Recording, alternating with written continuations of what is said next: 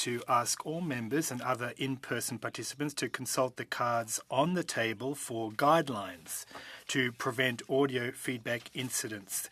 This is a matter of the safety of all, including interpreters, who we thank for their hard work. Pursuant to the motion adopted on Thursday, September 19, 2024, the committee is resuming its study on credit card practices and regulations in Canada.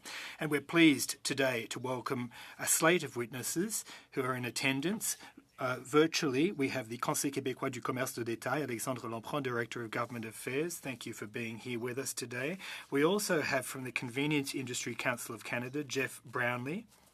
Interact Corp, we have Brian Bussin, Head of Government Relations and External Affairs. And finally, from Stripe, we have Brian Peters, Directors of Public Policy. Thanks for joining us. And as you all know, you'll all get 5 minutes for your opening remarks, and then we'll start the discussion. Et sans plus tarder, je commencerai avec... Without further ado, Mr. Lampron, the floor is yours for 5 minutes. Thank you. Well, thank you very much, Mr. Chairperson, members of the committee. Good morning to you. First of all, we'd like to thank the committee for allowing us to express our views on the subject of credit card practices and their regulation in Canada. I'd like to remind you that the Council is a key player in Quebec's retail ecosystem, which includes over 45,000 commercial establishments across Quebec, many of which have their head office in Quebec and which employs over 483,000 people. The issue of credit cards is not new to us, but we feel it's important to express our point of view once again. First, contrary to popular belief, the use of payment cards, especially credit cards, is not free. Retailers are charged for using these services. In our view, this is a disguised private tax that penalises all retailers and consumers. Our first proposal, therefore, is to call on the federal government to limit credit card transaction fees at the European level of 0.5%. Over 27 countries, including Australia, France and Germany, to name just a few, have capped these fees at 0.5% for nearly 10 years. In fact, there's a consensus among organisations representing the Canadian retail sector on the need to cap these fees as soon as possible. Now, by maintaining such high interchange fees, the government is further impoverishing consumers and our economy. These fees influence the price of goods sold in shops, adding to the retailer's operating costs. This is another upward pressure on prices charged in the retail sector. In 2023, the federal government reached an agreement with Visa and MasterCard to reduce credit card interchange fees for small businesses. The agreement came into force last Saturday, the 19th of October 2024. However, the problem persists. The fees are still far too high in relation to the target that we are calling for. Furthermore, the Council of Quebec for Quebec retail businesses believes that the reduction in interchange fees should apply to all retailers, not just small merchants. All retailers, regardless of their size and turnover, should not have to finance the marketing programs of credit cards and banks. We recognise the right of credit card issuers to pay and charge for the cost of the digital system required to bring it into operation. However, we have serious misgivings about the need to maintain such high fees for a system that has already been put in place. The Council believes that retailers are being held hostage. Payment by banknotes or coins is destined to disappear. Smartphones are also making payment by banknote a rarity, and electronic payments have exploded on the flip side. The Canadian Payment Methods and Trends Report 2024, released this month by Payments Canada, confirms this. Retail card payment transactions accounted for almost two-thirds, that's 63% of the total volume of payments in 2023, with 33% using credit cards and 30% using debit cards. The Council believes that credit cards are easy and essential tools. However, with retail prices rising for all consumers, it is the more affluent who are earning more points and rewards at the expense of ordinary consumers who only have access to basic credit cards which no longer charge is made.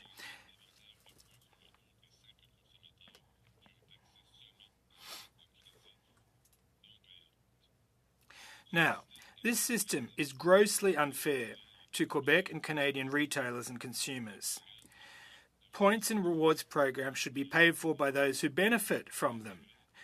At present, it is the less fortunate retailers and consumers who suffer the ultimate damage, financially speaking. Our second proposal, therefore, is to recommend that the federal government apply the user pays principle and require transparency of the fees associated with these programs. In closing, the Council recommends that credit card fees be capped at 0.5%, regardless of the credit card model chosen by the customer. This was one of the recommendations the CQCD made when it submitted its brief for the pre-budget consultations regarding the 2022-2023 federal budget. Now, action to ensure better control of credit card fees for all retailers would be beneficial for a number of reasons. A question of fairness between consumers, a cash injection for retailers and the Canadian economy, the opportunity for retailers to offer better prices, and better overall competitiveness for businesses. Thank you for your attention.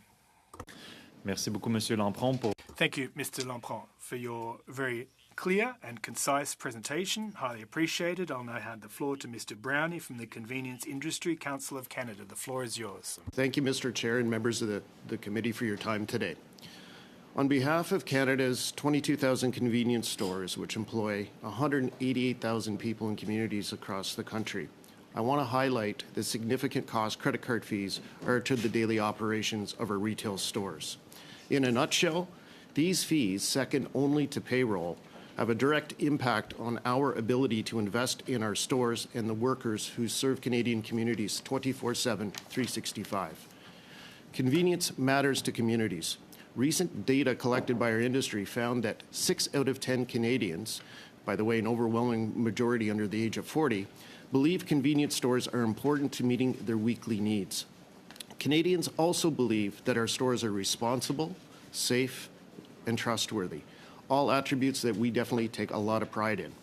And while we are essential to so many Canadians, they may not know that convenience stores collect more taxes than any other retail sector. Unlike your local bakery, coffee shop, or clothing boutique, which collect about 13% in HST, convenience stores collect approximately 48% in tax because we sell highly taxed products such as lottery, fuel, and tobacco. To put this into perspective, our members collected more than 11 billion taxes last year for the federal government alone. That works out to about $525,000 per store. Adding to this is the shift to touchless digital payments. More than 70% of all gas purchases at our retail outlets were made via credit card last year, and that number is increasing daily. Contactless payments are the new normal for our stores, and that means new pressures for our businesses. Convenience stores also face what we call a double whammy with credit card fees. Not only do we pay an interchange fee on the products sold, we also pay interchange fees on the taxes applied to those products. That means our retailers are swamped by excessive fees that punish our stores for no other reason than to be tax collectors for government. Regrettably, a 2019 promise to eliminate interchange fees from the tax portion of retail sales remains unfulfilled. The result? Each convenience store is out of pocket close to $14,000 annually, courtesy of the tax portion of sales made by credit card. Some committee members may be wondering why our stores do not surcharge customers to help offset these raising costs. The answer is really simple: competitiveness. If we want to compete with big box stores and offer products at prices customers demand, our members have no other choice than to absorb the cost of collecting taxes. I also want to be extremely clear. The recent changes to cap interchange fees for small businesses will not help the convenience store industry. This measure only helps the smallest of businesses, micro businesses in Canada, and leaves out our mid-sized operations.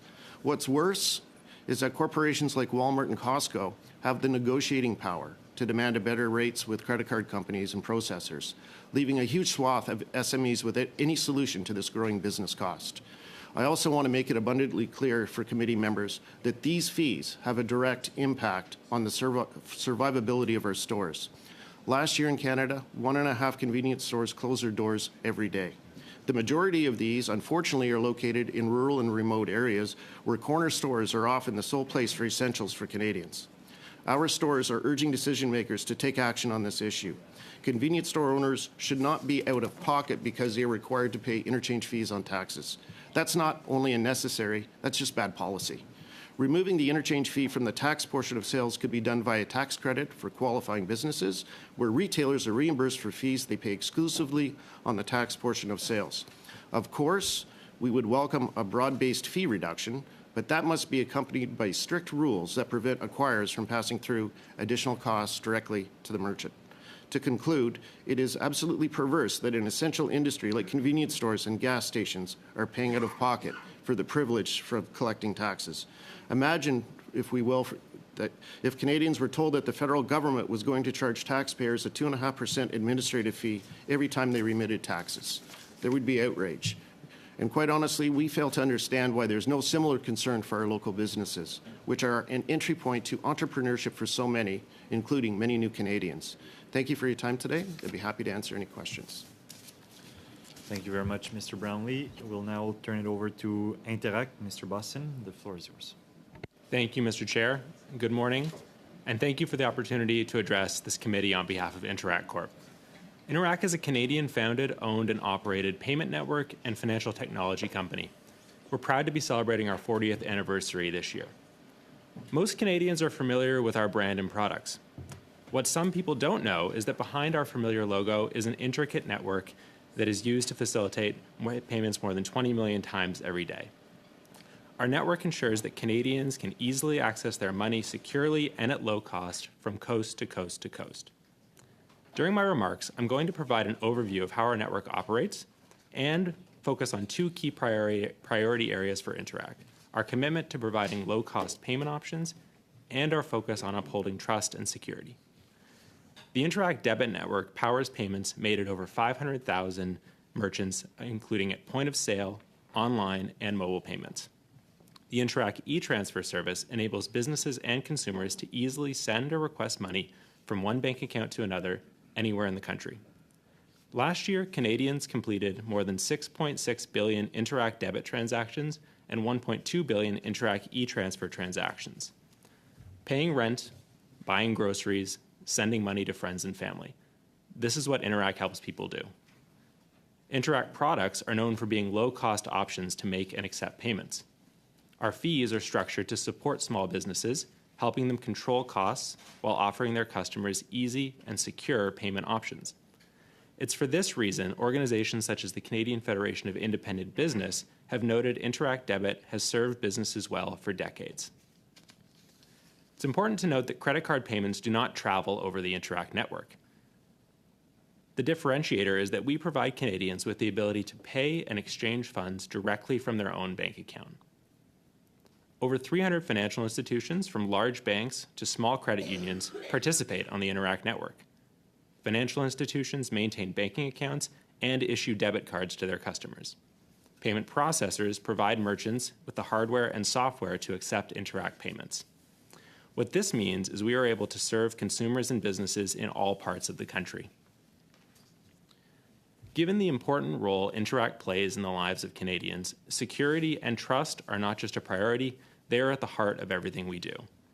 We're proud of the fact that Interact has been named the most trusted financial services brand in Canada for multiple years. Through world-class fraud controls and following national and international payment standards, we safeguard the financial transactions of millions of Canadians. We value the trust Canadians place in us and do not take this trust lightly. Amid a rapid increase in online services, Interact plans to lead Canadians to digital prosperity. We know this will require an even more intensive focus on fraud mitigation and delivering innovative products that meet Canadians' needs. Ease of access, low cost, safe and secure transactions. This is Interact's unique value proposition. We remain steadfast in our aim to enable Canadian consumers and businesses to participate in the digital economy in a way that powers their success. Thank you for your time. I look forward to answering any questions you may have. Merci beaucoup. Et enfin, Thank you very much. Stripe, Mr. Peters. Thank you for the opportunity to speak to the committee today. Stripe is a technology company that builds economic infrastructure for the internet. Businesses of every size, from small startups to public companies, use our technology to accept payments, fight fraud, and manage their businesses online. Stripe began operations in Canada just over a decade ago. At the time, one of the biggest challenges for online businesses was accepting payments, which we simplified with just 7 lines of code. Since then, our platform has grown to provide a range of services, including fraud detection, in-person payments, subscriptions, calculation of tax, and more. We are proud of our ability to support Canadian companies who have grown their payment volume on Stripe more than 50% in the last 2 years. Last month, we announced a new Toronto office, and we are hiring to support thousands of Canadian businesses. Canada is an increasingly competitive payments market. At last count, there were over 50 companies offering payments processing, from major banks to well-known technology companies and to specialized players. Of the fees that companies like Stripe charge for card payment processing, the vast majority, 80 to 90%, goes to the bank that issued the card. The remainder is used to cover the processor's costs, including liabilities for fraud or other losses that we bear. In December 2023, Visa and MasterCard announced they would lower certain credit card interchange fees for a subset of small businesses in Canada. Card network scheme fees and interchange fees vary based on more than 50 factors, including type of card, transaction type, industry category, and they often decrease and increase multiple times a year. Stripe offers 2 pricing models. The first is interchange plus pricing, where network fees and other costs are passed through to the businesses. Stripe is passing the recent interchange reduction to businesses on this pricing model. The interchange plus pricing model also exposes businesses to price increases, some of which have been material recently. The second is standard pricing. This is our flat rate model that does not change with transaction level network cost fluctuations. Our goal with standard pricing is to make it seamless for small businesses to get started and accept payments. This pricing model is simple and predictable. It allows small business owners to focus on running their business. Stripe's standard pricing also helps small businesses grow because it includes value-added services that combat fraud, improve credit card acceptance rates, and updates card details to reduce churn. Businesses using Stripe's latest checkout suite saw 11.9% more revenue on average. Over recent years, Stripe's flat rate standard pricing has shielded businesses from processing costs that have increased overall. In the last year alone, Stripe's cost for credit card processing in Canada for businesses on standard pricing increased by 0.036%, primarily due to recent tax-related changes. By comparison, the small business interchange reduction is about 0.02% when averaged across Canadian businesses on Stripe's flat rate standard pricing. This means costs have increased in aggregate. However, businesses on our standard flat rate pricing will see no changes to their costs. Stripe's standard pricing for domestic card payments hasn't changed in over 8 years. Across Canadian businesses on Stripe's flat rate standard pricing, the annual interchange reduction collectively makes up less than 0.1% of the total $1 billion reduction promised by the government. When we saw the news of the interchange fee reduction for a subset of small businesses, we thought long and hard about the best approach. For our interchange plus pricing, it was a straightforward decision to pass the reduction on to users. That's how that pricing model works. For flat rate pricing, we concluded that the predictability and simplicity of a single price is more important than a small reduction.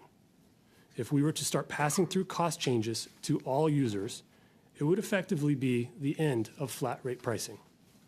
We believe this would be to the detriment of businesses who have chosen Stripe for predictable prices, as well as the many other services we provide. We're deeply committed to Canada and continue to compete energetically in the market and invest in technology to help Canadian businesses grow, export, and manage their revenue. Thank you, and I do look forward to your questions. Merci beaucoup, Monsieur Peters. Alors, pour commencer. Thank you, Mr. Peters. To get the ball rolling, Mr. Perkins, the floor is yours for 6 minutes. Aaron, thank you, witnesses, for being here at this early start in the morning. My first question is for Mr. Brownlee. Mr. Brownlee, you represent convenience stores, small businesses across the country. We've had testimony. Most people know that these merchant fees range between 1% to 3%. What do your businesses on average pay as a percentage of sales, the merchant fee that charges a percentage of sales? It varies by store and by banner. It can range anywhere from, well, let's use gas for an example, anywhere from 1 to up to 6 cents, depending on what's going on. And I'll give you an example. Last year, the fees are so high that in Atlantic Canada, where they have regulated margins on fuel, a lot of the retailers out east were offering up to a 7 cent a liter discount if you paid by Interac debit or cash. So the fees are they're pretty astronomical in what we do or what our banners go through on a daily basis. But the reality is, though, is just we are very unique because of the nature of the products we sell. Taxes are layered a lot on fuel, whether in tobacco. No, I understand that. Sorry to interrupt, my time's limited. So, but the upper end generally is about 3%, right? It is correct, but it depends also. That doesn't take into consideration some of the premium plans for some of these card holders, because as Mr. Lampron said in his opening, that basically the points are on the backs of the retailers. Yeah, I got it. Mr. Peters, Stripe's been very successful. I've read in the Financial Times and other places that you grew by 25% last year overall globally. You just said in Canada, I think it was in Canada, that you grew by 50% in the last 2 years. Is that correct? Companies on Stripe have seen their payment volume grow by 50%. It's the companies that we support have grown. But you're fairly successful. It's I know as a private company, some of the stuff's not public. But can you tell me? I understand that last year the global revenue may have been around $14 billion. Can you tell me what the revenue was in Canada for Stripe last year? We don't confirm or discuss private financials. So your operating profit margins, none of those things you will disclose publicly. So it's very difficult to understand where other of your competitors are public, what your profit margins are. But it's a fairly profitable business because it's an electronic business. You said, and very proud of your growth. So when you make the decision to basically say no to the government on their claim that they're lowering merchant fees, in your management structure, where does that go? Does that go beyond Canada? Does that involve your head office, which I believe is in California? Our management team is spread around. We do have a number. We're over 100 employees in Canada. We're a distributed So workforce. where's the decision made? Decisions are made collectively by individuals from a range of offices and locations across North America. And when you make a a major decision like that to basically defy the government of Canada, does that get discussed at your board? This pricing decision was not discussed at the board level. The board is not involved in this. The board is not involved. Okay. So I'd like to go back to this issue of the claim that you provide this great flat rate pricing. On your website, your flat rate pricing in Canada is 2.9% plus a 30-cent fee, according to your website. Is that correct? That is correct. So 2.9% of the value of the transaction gets charged, right? So as the value of that transaction rises, the value of the revenue or the amount of revenue the overall system gets also rises. But the cost doesn't really change on the transaction. It's an electronic transaction. So as you go up, you're making more revenue, which means that your profit margin probably goes up the more expensive the transaction is, correct? Actually, that's incorrect. When costs go up, we hold that flat rate the same. And like I said, costs have gone up. And this year, costs are net up. Costs fluctuate. Card network costs fluctuate all the time. There are hundreds of different fluctuations. When it's based on the price of the goods, the amount of money that comes in rises every time on the transaction, right? If I go from a $100 transaction to a $200 transaction, the revenue you get on a $200 transaction in numbers is more than you get on $100. On a percentage basis, that's true. However, our percentage has remained the same for 8 years. Well, of course, because as inflation drives costs up and transactions go up, and we've seen massive inflation, you get a massive revenue boost without having to change your prices. Well, actually, we've held our price the same for 8 years. No, you've held your percentage the same. Your revenue's not the same. It's growing exponentially because of inflation and because the cost of the basket size that gets charged goes up. It's a false claim to say that you're not making more money. So why is it that when you're making that much more money, are you that much less efficient than your competitors like Moneris and others who have agreed to this price change and you're refusing to do it? Are you that poorer a company in your technology that you can't take this modest price cut? We've held our price the same for 8 years. I can't think of many other products where the prices have stayed the same for 8 years. Your competitors are lowering the price and dealing with the competitor. So, and you're saying it's because your costs have gone up. Why do your costs go up when theirs aren't? In my opening remarks, I pointed out two things. Yes, net costs are up, and so the flat rate shields those businesses from what would otherwise be a cost increase. We are also taking a principled position in support of simple pricing. Our concern with the government's announcement... Taking a principled position in terms of keeping and maintaining the growth in your profit margin and your revenue and not passing it on, where other companies who are your competitors are respecting the fact that, unlike Europe and other places, we charge high fee merchant fees here, and you're unwilling like Moneris, TD Capital, Chase Merchants, Global Payments, you're unwilling to do what they are doing. And you're not the only one. There are other companies that have remained silent. But it's incredible to me that when your revenue goes up as inflation drives the basket up, that you're unwilling to say, you know what, we're making a lot of money here. We're going to participate in making it easier on all the merchants in this country in doing this. I would think, and maybe it's just because, you know, Canada's small for a global company like you guys that are operating around the world, that you don't care about what the government and what taxpayers and what businesses need here, as long as you can keep going at your 2.9%, which is the most expensive, as we've just heard, in the industry, that it's 1% to 3%. You're at the high end of the charging. You got lots of room to cut. Thank you, Mr. Perkins. We're out of time, way over time actually, but MP Area, the floor is yours. I will also continue on the same lines as Mr. Perkins. What percentage of your revenue comes from your standard pricing and what percentage comes from the interchange plus pricing model? As much as I would love to discuss that, that is sensitive business information, it's commercial information. Again, you know, you just come and say that, you know, we have maintained the same cost for the last 8 years. Okay, during the last 8 years, what is the volume growth you have seen? The businesses operating on Stripe have grown significantly, and we're proud to support them and help them increase their sales. What is the volume in terms of the percentage growth you have seen during the last 8 years? Significant growth. The businesses on Stripe are doing quite well. Because you keep saying that, you know, we have kept the same price constant for last 8 years. Suppose I'm charging something last 8 years at 1%. If my volume is growing from 100 million to 500 million to 5 billion, that 1% is pretty good.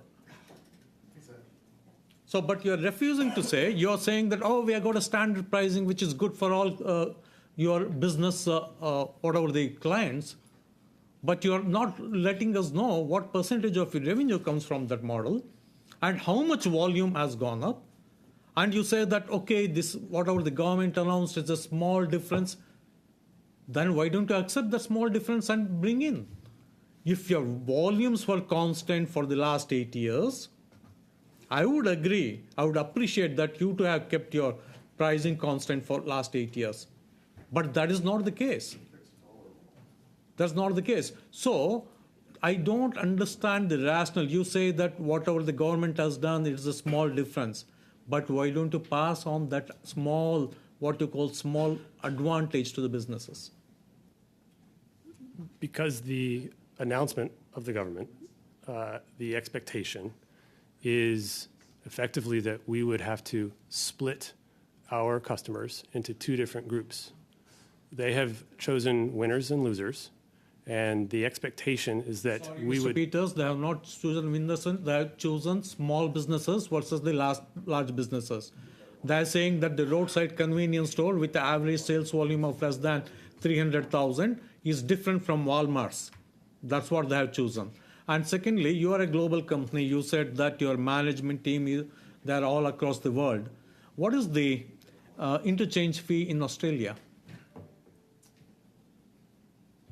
or European Union?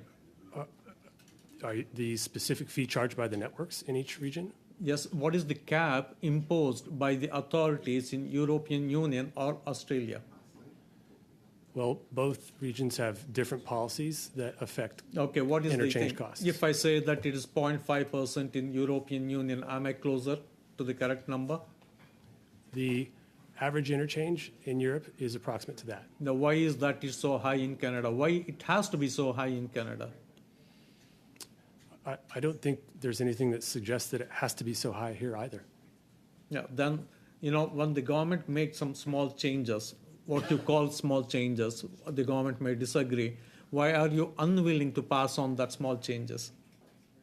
Because it is such a small amount that if you ask a small business whether they would prefer to lose a simple, predictable price or take what in many cases would on Mr. average be just... Peters, listen, I too came from business. I understand a standard pricing is an easy thing to understand. To make a small change is also easy. Again, you can give it for all across the customer base. Anyway, with my limited time, Mr. Brownlee, what is the average sales of your members? Annual sales? Annual sales, average sales is about 2.4 million, but that when you average it out, it does skew because there are small of small and large of large, but that is 2.4 million. And you listen to Mr. Bossin of Interac. Do you agree with him that they have been, what they say, that they have been much appreciated by the small businesses? Yes. So the more Interac transactions means the less credit card interchange fees? Absolutely. Good. What is that we can do to increase that transaction? Obviously, we can't go back to cash. Well, that's consumer driven. Yeah. Let's be honest. I mean, when you get 1.5 times the points for filling up at a gas pump, you're going to use your credit card, plain and simple. So of course, from our perspective, we, as I mentioned earlier, in the example this summer in Atlantic Canada, when they're using gas, the retailers were offering a huge discount. Mr. Alexandre Lampron mentioned that, he rightly said, I agree with him. I think he said something to the effect that the points and rewards must be paid by the ones who benefit, but not by the ones who don't benefit or who don't care about it, right? In theory, yes. Yeah. So then what is that we can do to change the system there? That's a good Because point. right now, there's a campaign that has been started by the institutions who have got the money power to launch a media campaign, or rather the email campaign, saying that, oh my God, I don't mind paying high fees, protect my points. I know that is something that has been pushed by certain segments, but that is not the general view of the people. Then I got a small thing for the Interac thing. Oh, sorry, Mr. Peters, do you pay income tax in Canada for all the revenue you generate in Canada? I'm not part of our tax team. I would actually like to get you that information if it's okay. Please May get I me that follow up? Thank you. information. Thank you. My last question, Mr. Chair, to the Interact. What is that the government can do to have to encourage more Canadians use in systems like Interact?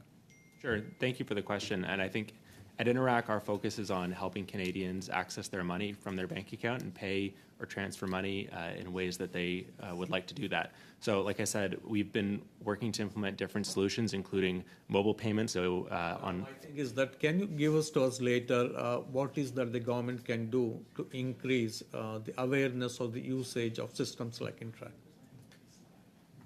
Yeah, I think that's something that we focus on each and every day at Interac is how do we help make sure there's awareness of options to pay. We work with organizations, like I said, like the CFIB, to put the message out there to help businesses understand the options that they have available to them and how to accept payments with Interac that support their business.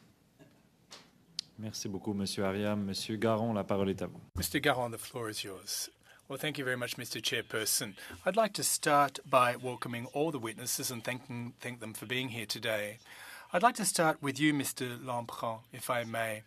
And I'll start with a bit of a preamble or an intro. Now, when I hear the government say that there have been agreements with the Visa and MasterCard to reduce interchange charges, it's kind of like a Kafka novel. We're being told that there's a drop in charges. When the Conservatives asked Stripe why Stripe didn't pass on these cost reductions to merchants, I feel like I'm living in a science fiction film because there's been no agreement, really. The government simply kindly asked these companies to do something, a proposal they put on the table, and the government basically accepted anything whatsoever in order to not have further regulations. Now, your organisation at each pre-budgetary consultation has called for regulations, heightened regulations on interchange fees, and the Bloc Québécois supports you. Now, let me ask you a question by way of example. Let's say that you have a restaurant. Now, Visa and MasterCard have agreements with merchants, and if you earn over $300,000 as your turnover, you're not eligible. Now, let's say that you own a restaurant. You have 20 tables, 4 seats per table, 3 services per day, so over 400 a year. You're open 50 weeks a year.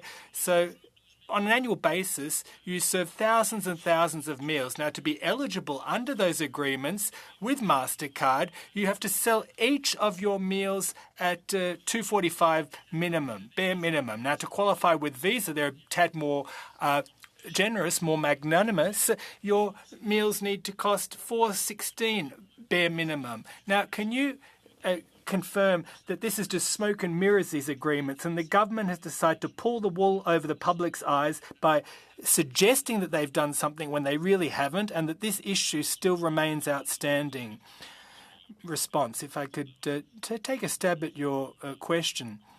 That's why for a number of years we've been calling, and you underscored this, we've been hammering home the message of the need for this 0.5%. It just doesn't make sense that we would suffer from a higher percentage. And that is why we would like 0.5%. There are comparable countries to Canada, Australia, by way of example, that has for a number of years already been at the 0.5% level. So it's obvious that less well-off folks, poorer people, shouldn't be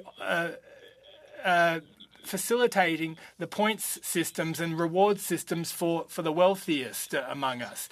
Question. Well, I think that what we've demonstrated, this agreement applies to no one except for maybe a hairdresser that works from home. The agreement amounts to nothing. Now, sir, Mr. Brownlee, let's engage in the same exercise with you. We're going to have fun. Now, you represent convenience stores. Now, let's say that the average client, and this isn't the case, I'm very magnanimous with Visa and MasterCard, buys a bag of chips, a Coke, and something else. Now, you have a client that forks out $15 in that convenience store. Now, based on Mao math, to be eligible for one of these two agreements, the merchant must not make over a certain amount of money per day. And as far as Visa's agreement is concerned, your merchant can't make over $625 per day. So for a convenience store that's open basically 24/7, if someone comes in every minute to buy a Coke, they don't even qualify. How are these agreements helping your members in any which way whatsoever? Bon. Alors comprenez-vous que ça revient? So I think you get it here. When I said that this is a science fiction film here that we're all living, well, it's kind of that, isn't it? Look, you've got the Liberals that are saying to merchants, how come you haven't passed on these cost reductions? There haven't been cost reductions. You're asking the Conservatives, you see, asking Stripe, how come you haven't passed on the cost reductions to consumers? There has been absolutely no cost reductions whatsoever across the board. Now, sir, the percentage of merchants that are affected by these agreements that have been imposed on them by multinationals, it would be among your members, what, 0%? It would amount to 0%? Monsieur Lampron, je reviens. Mr. Lampron, turning back to you. Retail merchants in Quebec, what would be the percentage of your members affected by those agreements? Would it be about 0%?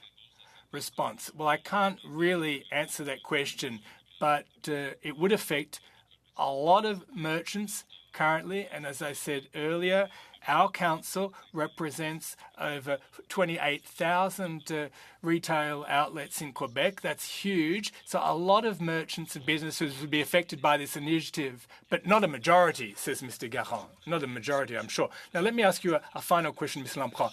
There are retail outlets in Quebec that Quebecers do business with on a daily basis. They've made their news, grocery stores, so on and so forth, and they fall under a model where you have high volumes with low profit margins. Now, it strikes me that when you have these kinds of agreements, well, they so-called agreements, when this has to do with their turnover and it's on the basis of their turnover, well, for the lion's share of them, well, those companies don't cut the mustard. They're not eligible. They have huge volume but small profit margins. Now, you know, what about grocery stores that Canadians and Quebecers go to on a daily basis that have been hit hard by inflation over recent years?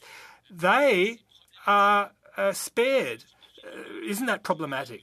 Now, that's why I said that the current system is completely unfair. It doesn't make sense. It's not logical. And that's why we're calling for the 0.5% so that we have a level playing field for all businesses, all merchants, not just small businesses, as was announced in 2023 and it was applied came into force just a few days ago. We're asking for this to be across the board so that all retailers and merchants would be affected. Thank you very much, Mr. Garon. Mr. Massey, the floor is yours.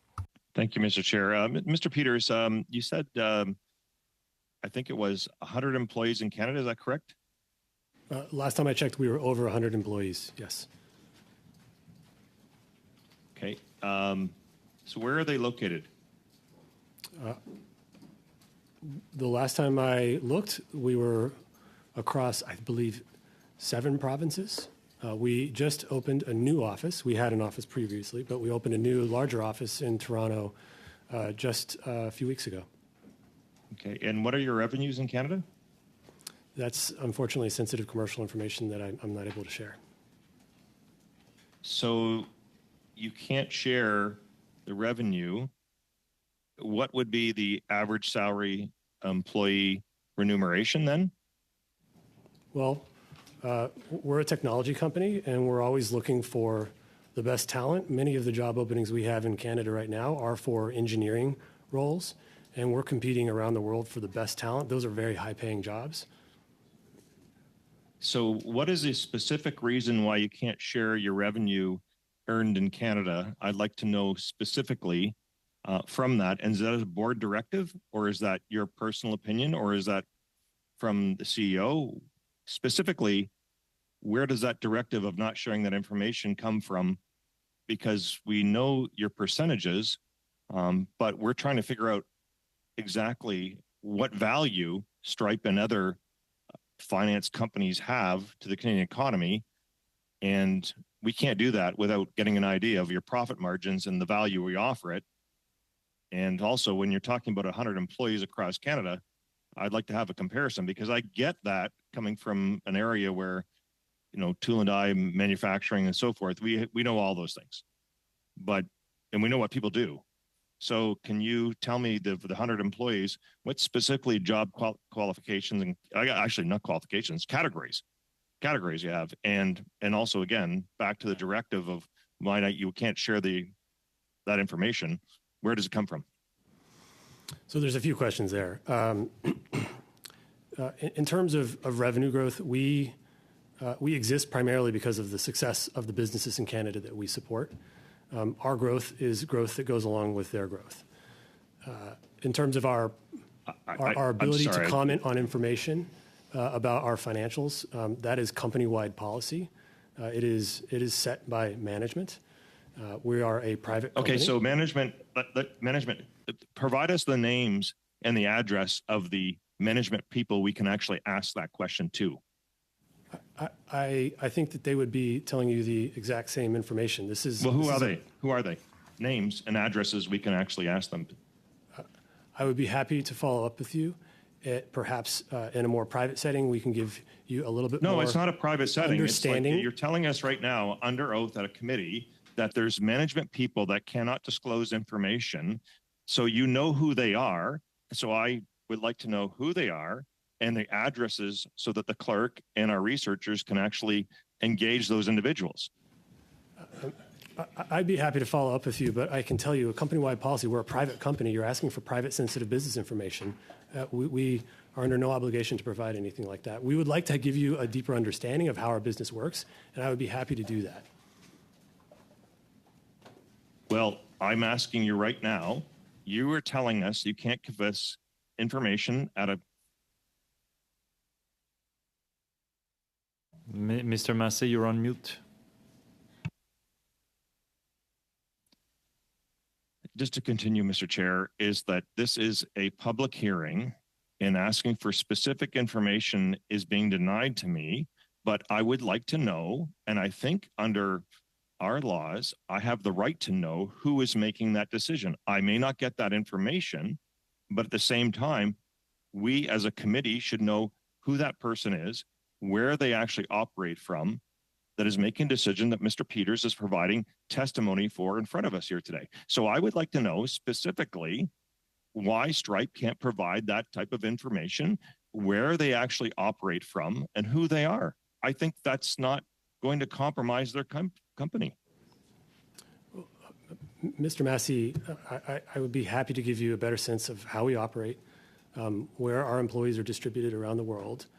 Much of that information is actually on our website. And to the extent that I can give you some sort of broader understanding of the way our business works and effectively what we do to support small businesses, which is what I thought was the subject of the hearing today, I'd be happy to do that. Well, it is, but here's the issue is that we have a cost issue that is being passed on to individuals like convenience stores like Mr. Brownlee and others. And we're trying to get an understanding in terms of the value of Stripe and other types of businesses in this. And all I'm simply asking is who actually runs Stripe in Canada, where they're located, and how do we contact them? So Mr. Peters, where do you work from? Where do you actually have your office? I'm responsible for public policy in Canada. I am a good point of contact for the committee and for any member of Parliament that would like to understand Stripe better. Well, I asked where you actually work from. I work from Washington, D.C. Okay, so what's the address of Washington, D.C.? So you came in from Washington, D.C.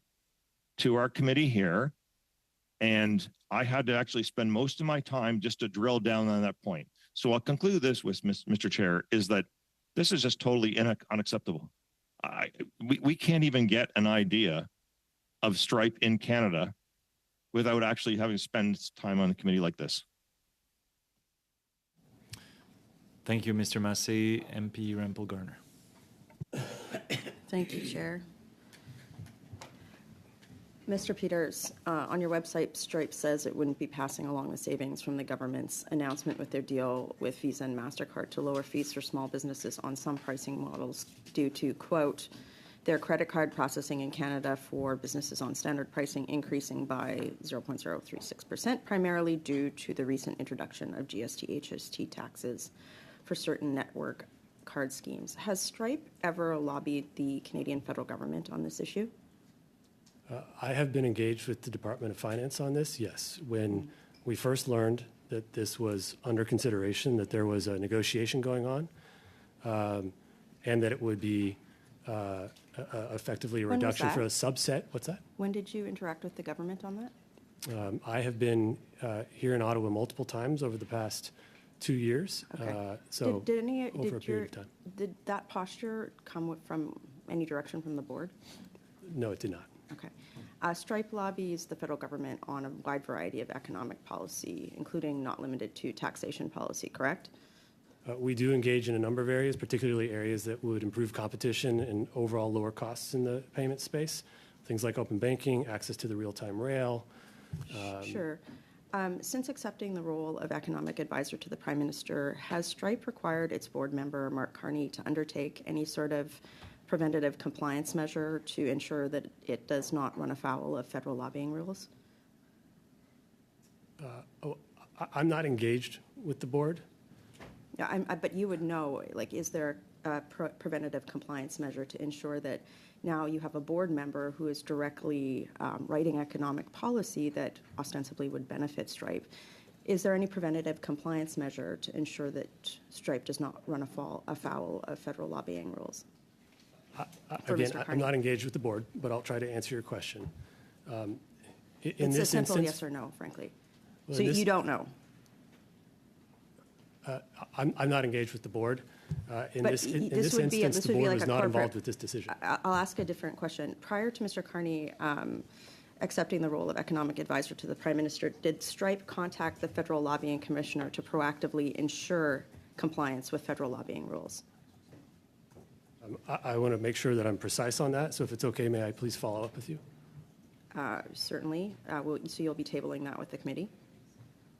I will follow up and work to follow up in the You'll best way possible. You will table with the committee. You're not going to be backdooring me on this. You will table that with the committee, yeah? So, I'm afraid I'm not sure what that technically means. Does that? Well, can I it means, understand that? so do you realize that not complying with the Lobbying Act can be a criminal matter that is taken up with the RCMP?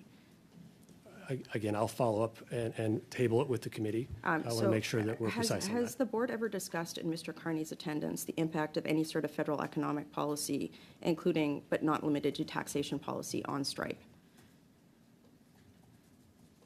If you're asking whether the board has engaged in public policy advocacy in Canada? No, I'm asking whether the board has ever discussed the impact of Canadian federal economic policy, including but not limited to taxation policy, on Stripe while Mr. Carney was on the board.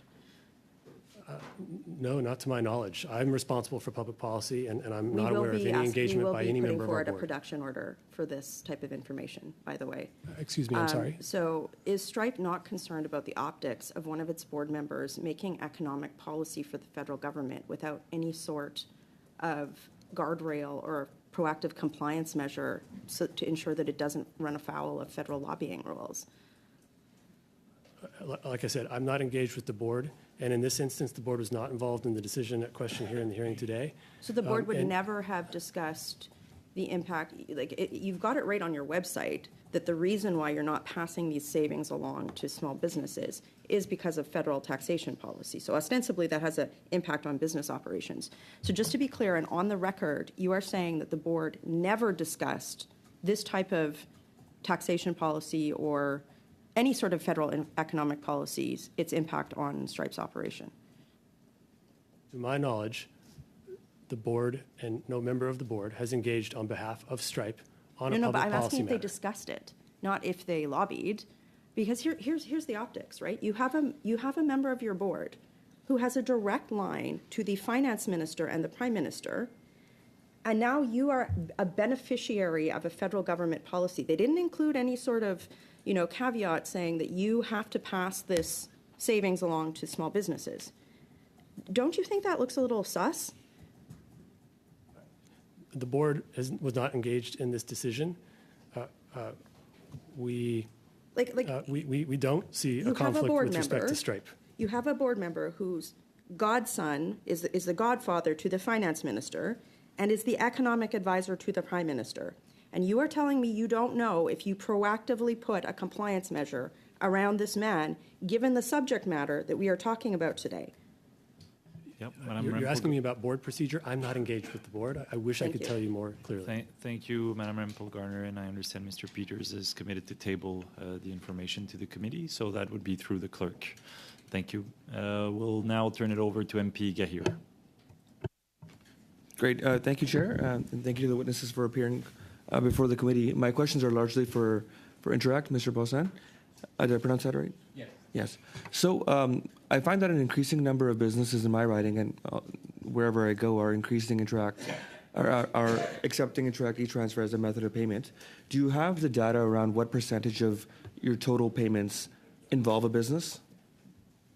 So we do, and thank you for the question. We do examine the numbers of e-transfers sent by the business. I don't have that right in front of me, but we can follow up with that information on numbers sent by a business. So I'm reading articles online where that percentage has gone up over the years. Would you say that's correct, that an increasing number of businesses are accepting Interact e-transfer as a method of payment?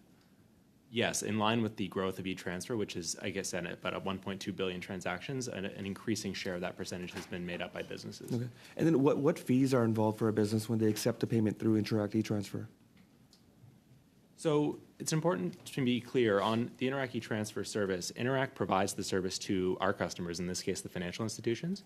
Those financial institutions are then responsible for determining pricing to their customers, whether those be businesses or consumers. Interact does not have a role in setting those fees. Our responsibility is to operate the network.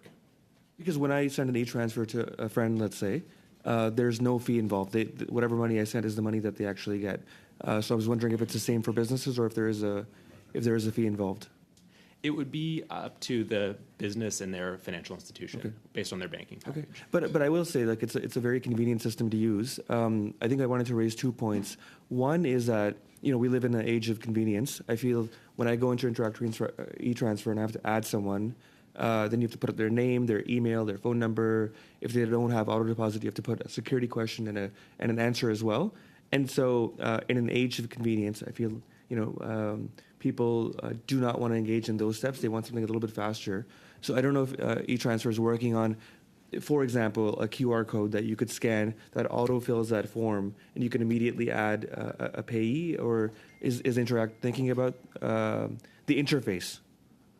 Sure. And so this is, again, part of how we look at our product development and product roadmap over the years, is to see how can we make it easier for, in this case, businesses to accept payments. So I think there's been many innovations. You mentioned auto deposit is one, so eliminating the need to include a question and answer.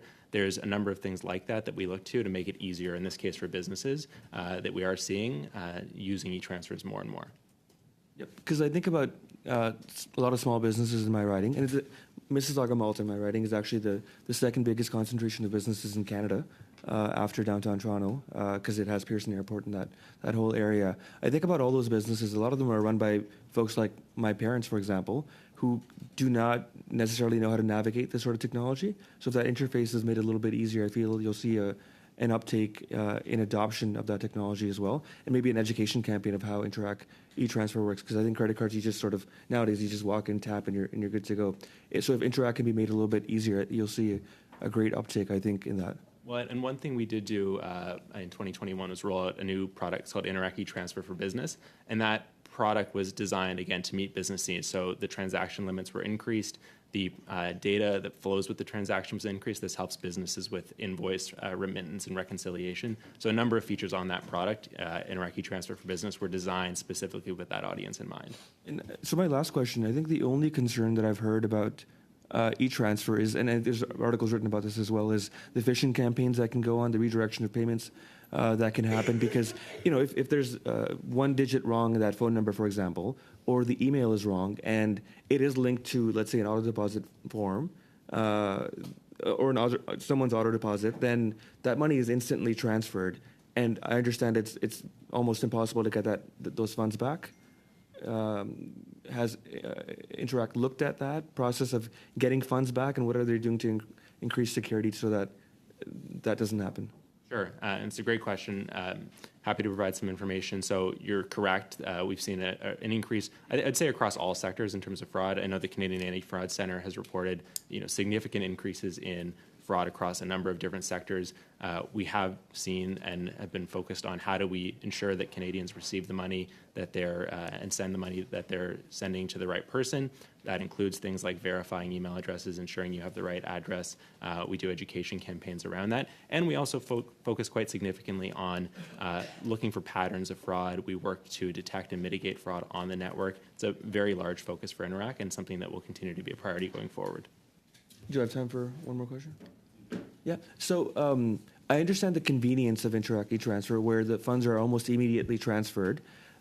If someone incorrectly sends the funds to the wrong account, if you put in more safety measures so that it doesn't happen, would you then delay the amount of time it takes for that money to be accessed by the receiver?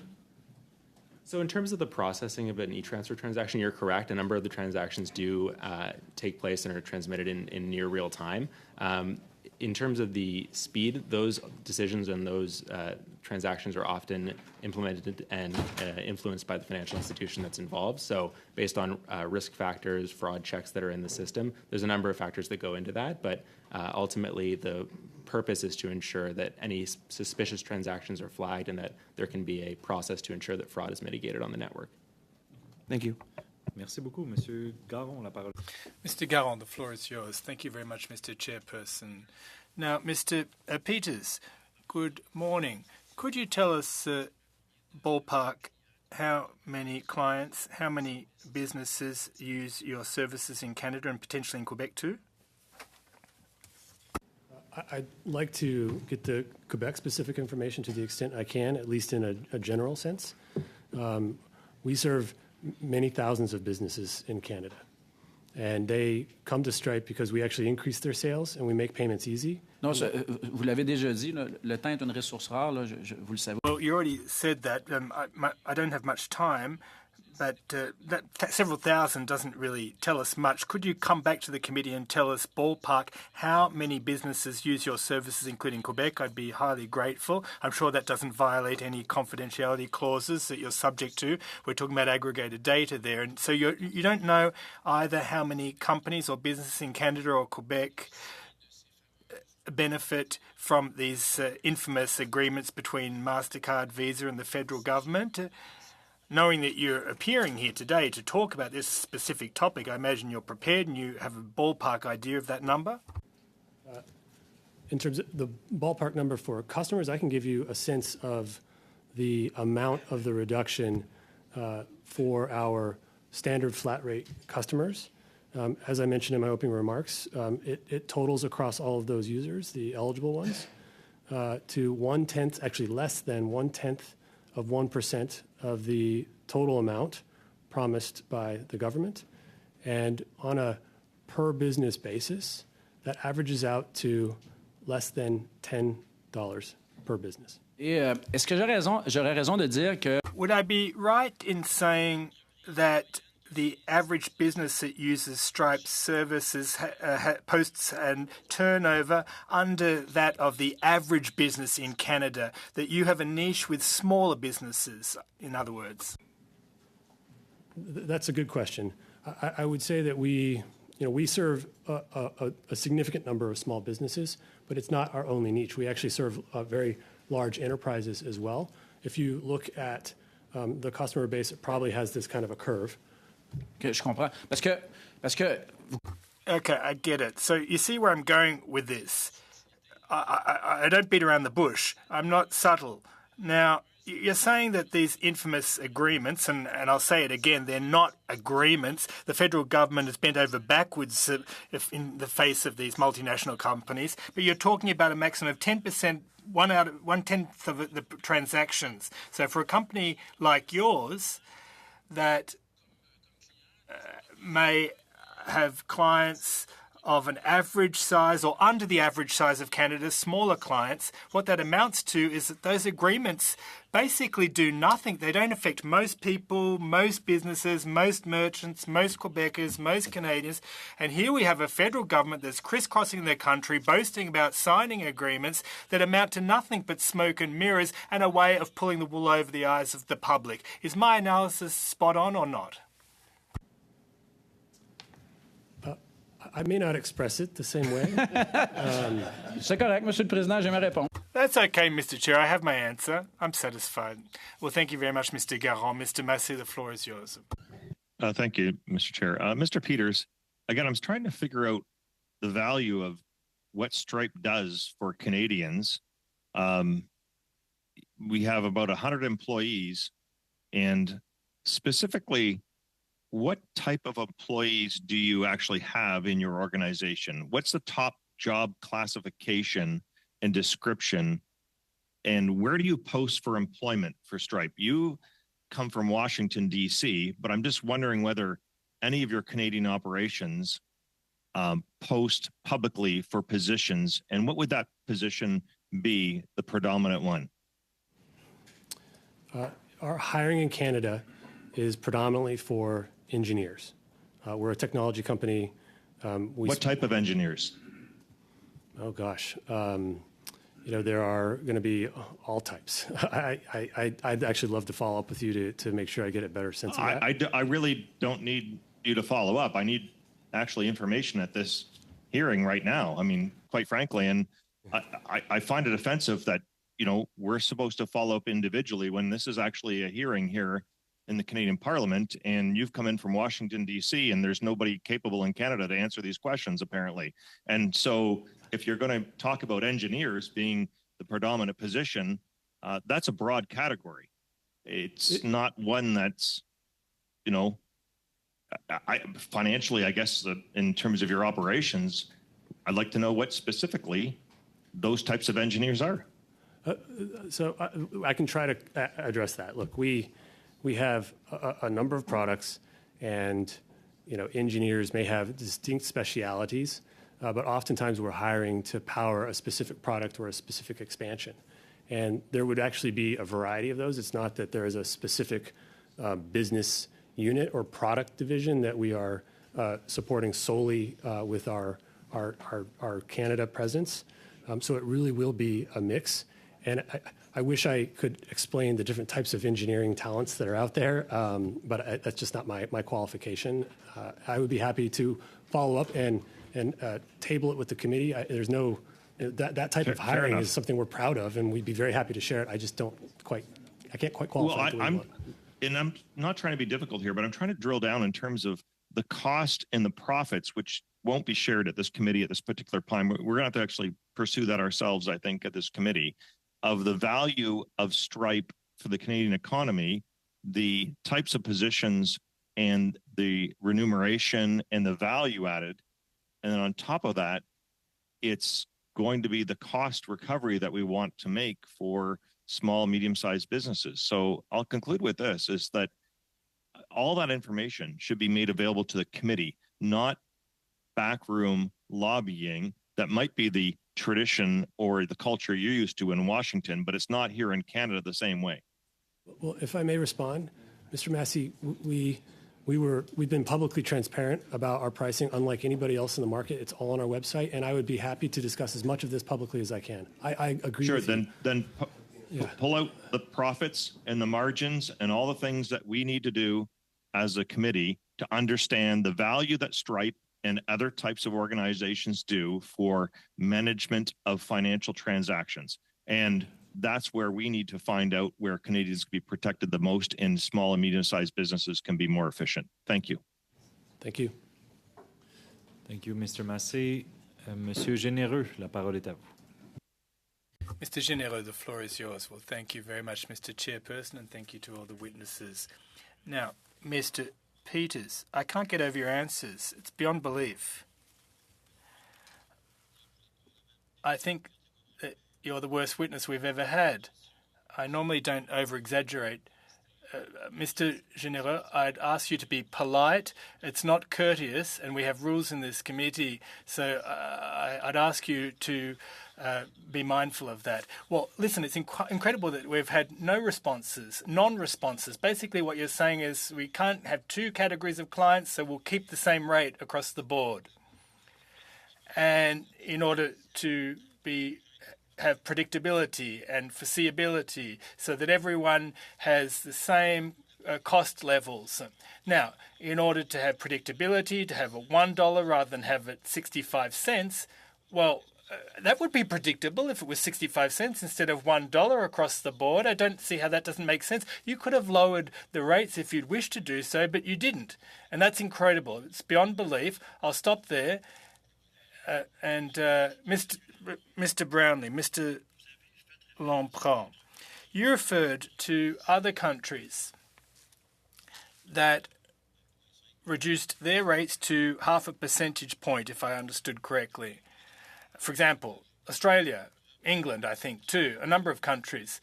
Have there been any empirical studies carried out to demonstrate that in fact helped SMEs? This is Small Business Week here in Canada, after all. Now,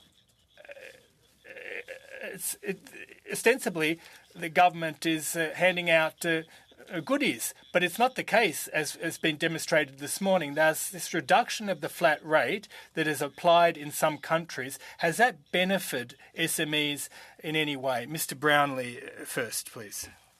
Existing empirical studies, but it's common sense. Obviously, the lower that the rates, the cheaper it is for the companies to process the cards, and the better it is overall for the economy. Like, that's basically what it comes down to.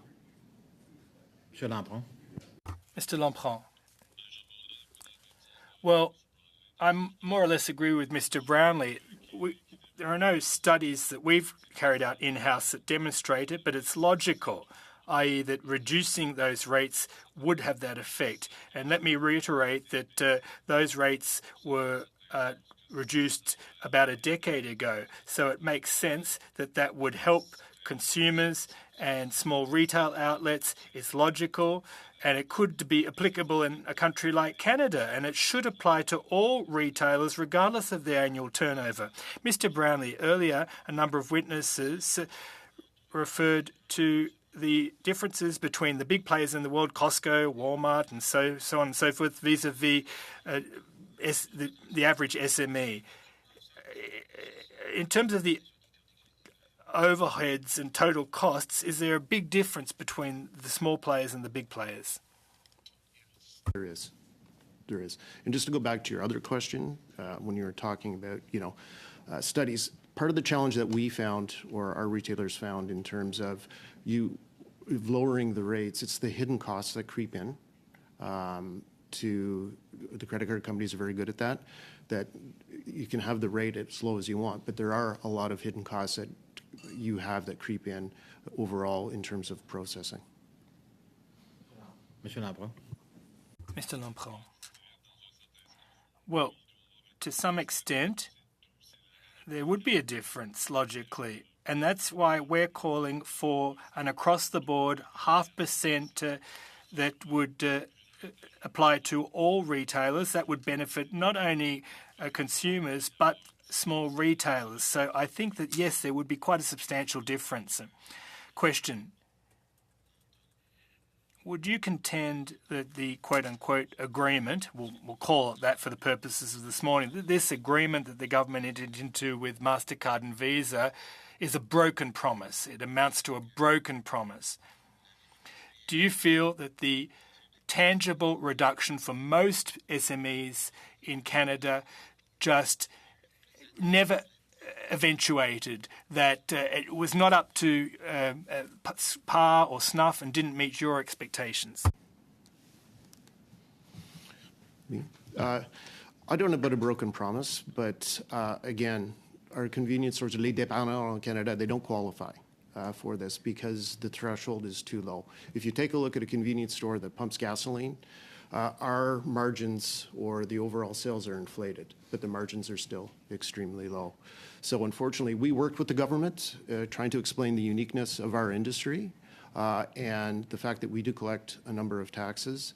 And when we found out about this new agreement that came into place, it was when it was leaked to the media. Mais ça répondait pas à vos besoins. But it didn't meet your needs, basically. It didn't meet the needs of most of your members in any way whatsoever. In any way, shape, or form. Monsieur Lampron. Mr. Lampron. Mr. Lampron.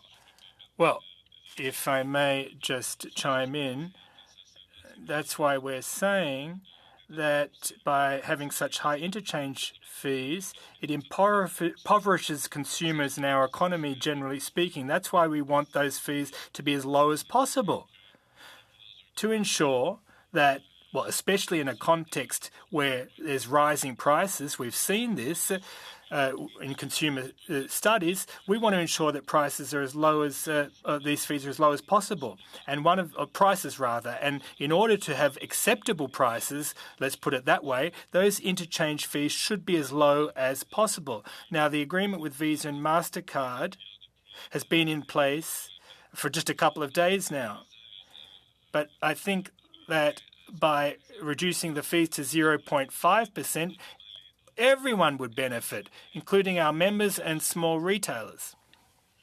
Mr. Chair, apologies to Mr. Peters, if I may, but the fact remains that I'm extremely disappointed by his answers.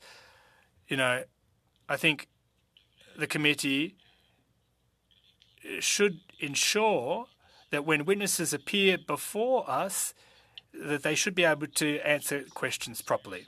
Thank you very much, sir. I appreciate your apologies. Mr. Van Bylen.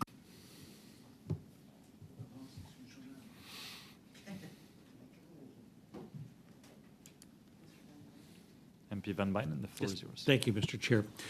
So I have a little bit of history in being a banker for about 30 years. And some of that, relative to the convenience stores or any stores that dealt with cash at that time, ended up having to pay fees for the processing of cash.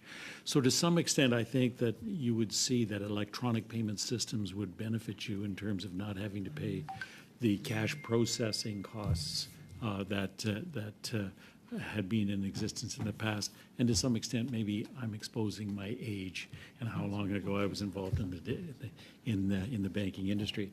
But in a brief submitted to the pre-budget consultations in the 2022 federal budget, the Retail Council of Quebec recommended eliminating processing fees on goods and services tax and on the harmonized tax on credit card transactions. And the Canadian Federation of Independent Business estimates that doing so would reduce their processing fees charged to merchants by about $500 million annually. Now, how could this recommendation be implemented? And I'm thinking about interchange rates being generally based on a transaction amount inclusive of taxes. So could credit card transactions be disaggregated to exclude tax from the amount from the calculation of the interchange? Mr. Brownlee? That's a great question. What I can tell you is that we have to segment and keep track of that to pay taxes. So definitely I think it can be re-engineered in reverse so that we could get a credit for that. Absolutely. Would the cost of doing so offset the benefits of doing so? Absolutely. Okay. And Mr. Lampron?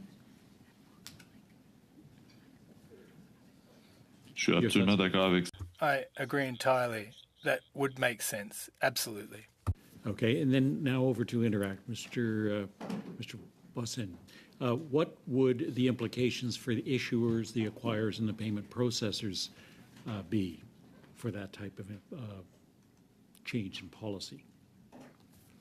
So for that type of change, from the Interact perspective, our network and our customers are the financial institutions. In this case, they offer Interact products to market. So I can't speak specifically to the economic model that you're raising, but I can say that Interact and the businesses that we work with and the financial institutions we serve are very much focused on increasing the availability of debit and of low-cost debit to help benefit businesses.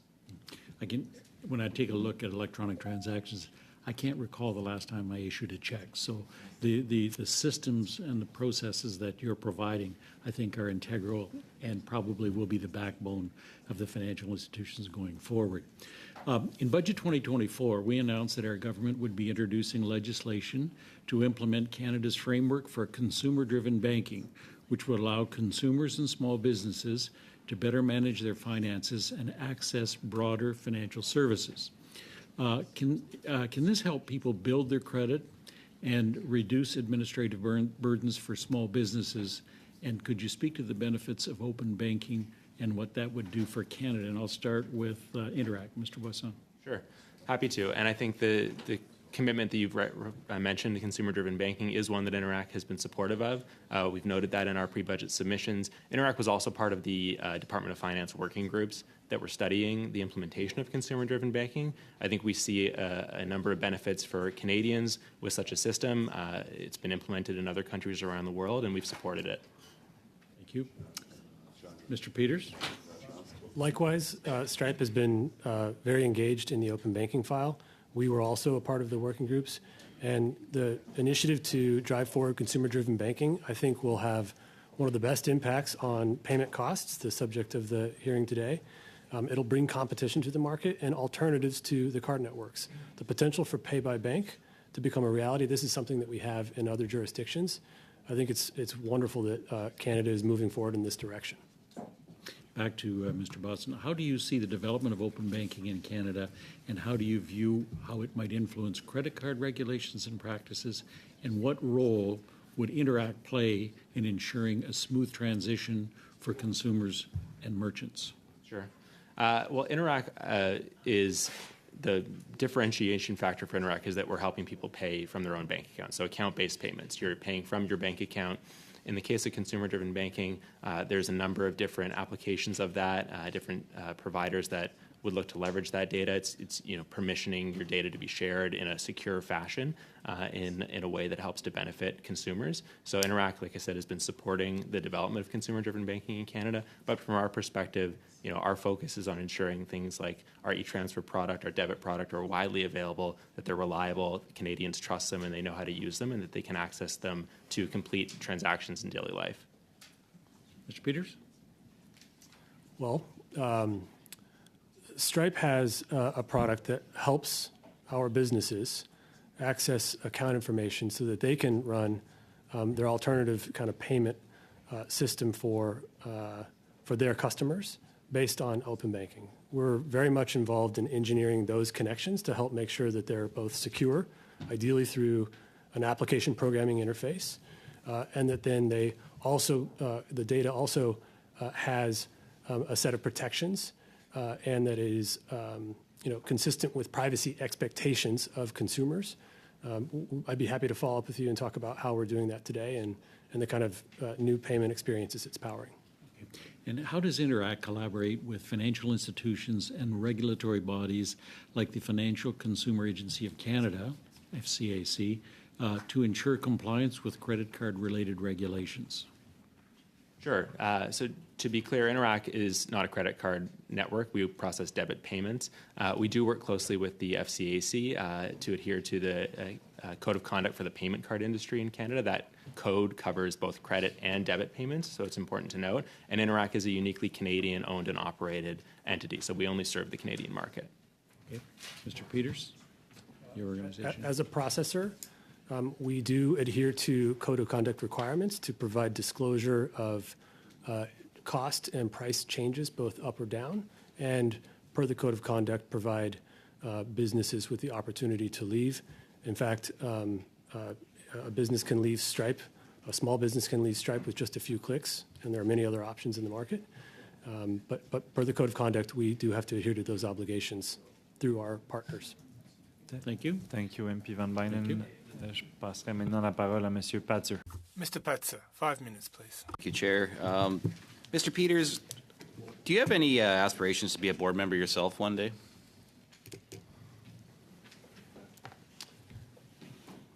Sure. Okay. What would be the board salaries that people would get on the board for Stripe? I do not know. Do they get stock options? I do not know how their compensation is set. Bonuses? Are there bonuses that are paid out? Do you know? I don't know, but I would surmise that they're not. It's not performance-based. It's not performance-based. Interesting. Okay. So any shares in the company or anything like that? Is that part of it at all? I actually do not know how the compensation is set. Okay. So, I mean, you'd want to be a board member one day, but you don't actually even know what the compensation would be of it. Is that what you're saying? Well, I've served on boards of nonprofits. It's as most boards provide a strategic and advice role to leadership of the organizations that they're part of. That is, I think, worthwhile work. Okay, I'm a little bit concerned here because basically you've come here today and just said that you're okay with ripping off Canadians. 2.9% is the fee here. What's the fee in the United States? Comparable. But it's not the same. I believe it's 15 bips less, but I'll confirm that. 2.7%? Is that what it is? What's your website says? 2.7%, right? It's on our website. Okay, per transaction in Canada is 30 cents. In the U.S., what is in the U.S. per transaction? Per transaction cost? Yeah. I don't have that information at hand today, I'm sorry. Okay, and then the extra fee, what would the extra fee be? I believe it's 30 cents. I think it's 30 cents in Canada, but what in the United States? Off the top of my head, I actually forget at the moment. Well, you came from Washington. You live in the United States. You think you don't know what that in the U.S. it is? On the website, it's 5 cents. Okay, so why are you ripping off Canadians? We did pass through the reduction. And for our users on flat rate pricing, we're shielding them from what would otherwise be a cost increase. And we haven't raised our prices in over 8 years. Okay, what percentage on volume is a decrease then? If you said you've passed on a decrease, what percentage is that then on volume? What is that percentage? For businesses on interchange plus pricing it's just passed through, the amount of reduction they get is exactly what the card networks agreed to provide. Earlier today you said that it was such a small change what the government was working for you on that you weren't going to pass it along.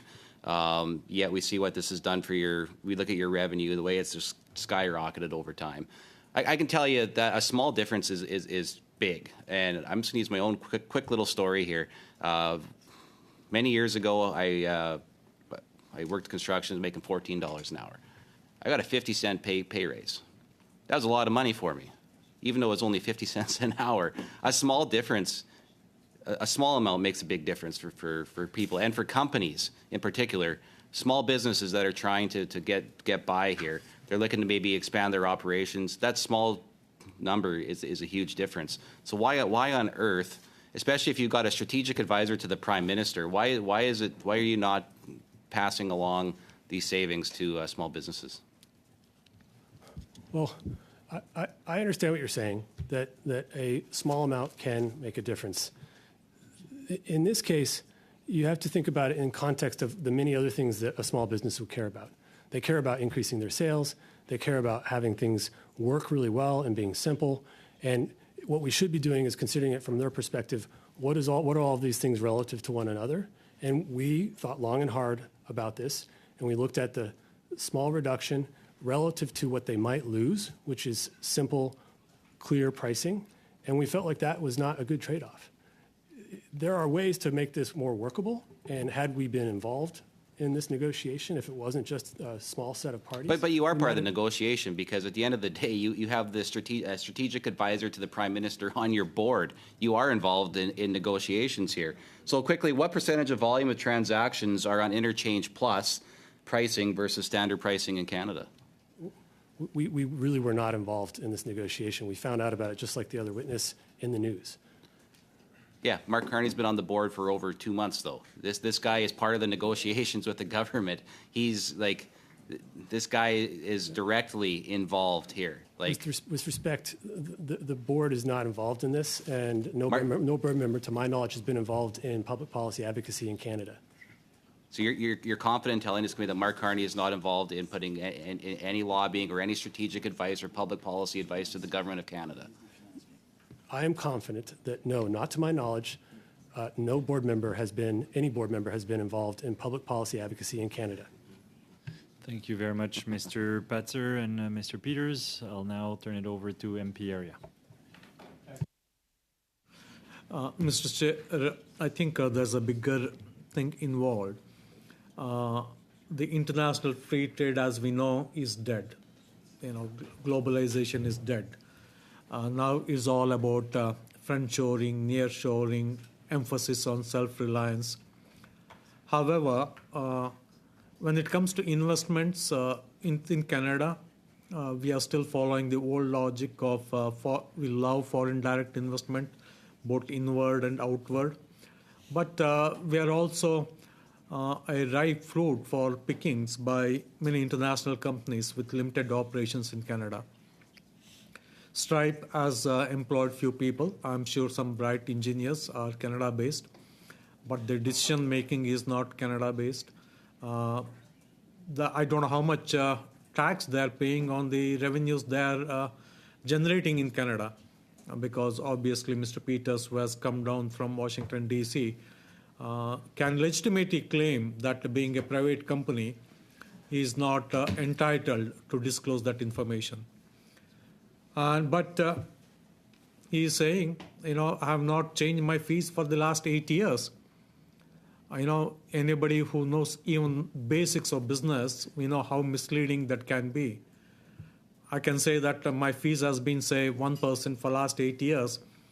Without disclosing, 8 years back, my volume was 100 million. Now it is $1 billion. But you don't have to disclose that. We can just say that is just 1% for last 8 years. And you can say that, whatever the government is proposing is so small that I will not pass on the benefits.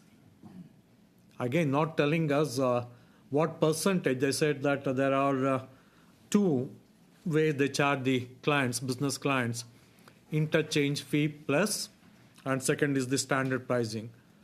They're not willing to disclose how much is under standard pricing, how much is interchange fee plus a model. Again, we are a private company, we are an international company, we don't even know where our board members are from. I mean, they know, but obviously they can't pinpoint where they're located. So we have got a real problem here. How can Canadian policymakers formulate policies that can help Canadian consumers, Canadian businesses, when we cannot actually get any relevant, meaningful information from big growing companies like Stripe. Now it has become a big company. I know 8 years back or 10 years back, probably it was still in startup mode. But now it's a big, giant global company. Mr. Peters, I appreciate that you came down from Washington. I really appreciate it. You could have done it by video conference. You came here in person. But what is that you can actually tell us that helps us understand the model better and understand to formulate? I am not in favor, generally speaking, I am not in favor like taking the Australian route and saying that, interchange fee, let's fix it at 0.35%. I believe that is what the Australian fees is. Or maybe 0.5%. As the European Union is charging. But what is that you can tell us that can help us understand much better? Well, we like to compete on the value of our product. And, I mentioned earlier that there are 50 different processors in the market. There are different business models serving different parts of the economy. Our model, yes, it involves executing a transaction, processing a transaction. But there are a lot of other value-added services. So when you look at the way we're helping businesses succeed, it has a lot to do with those additional services that go beyond a very plain vanilla execution of a transaction. And I'm not disrespectful, but just listen, go back and listen to what you said. Tell me what is that we can get out of what you have just said that we can use it in our policy-making process. Nothing. Policy making, most of it is data driven. And if we don't know what the actual information is, how can we change our policies? We posted on our website very specific, detailed information, which I believe, unlike any other company, is highly specific. We've tried to be very transparent. Specific. What is your volumes in Canada, and what percentage of your revenue, overall revenue, comes from your standard pricing? Very specific. What percentage comes from the interchange fee plus? Can we get those specifics? Well, again, my expectation of the hearing was that we would be discussing what these numbers mean for small businesses, our revenue, and the way our business model works as a company to us. I think that doesn't seem to me to matter as much to a small business. One of the reasons why we want to discuss with you is that you refuse to pass on the changes that the government has brought in. We did pass them through. We did pass them through. Yeah. We did pass through the reduction. So you have implemented everything the government of Canada is suggesting, and you are not disagreeing with whatever they're saying. We did pass through the reduction. For our flat rate customers, we're shielding them from what would otherwise be an increase.